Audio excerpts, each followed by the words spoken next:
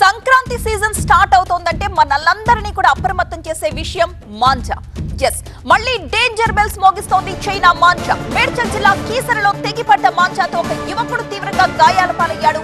19 ఏళ్ల జస్వంత్ గొంతుకు తీవ్రంగా గాయమైంది. దీంతో అతన్ని ఆసుపత్రికి తరలించి చికిత్స అందిస్తున్నారు. కీసరలో మాంజా విక్రయాలపై ఆందోళన చేపట్టారు బాధితుడి తల్లిదండ్రులు. నిషేధిత మాంజాను విక్రయిస్తున్న వ్యాపారుల మీద చర్యలు తీసుకోవాలంటూ డిమాండ్ చేస్తున్నారు.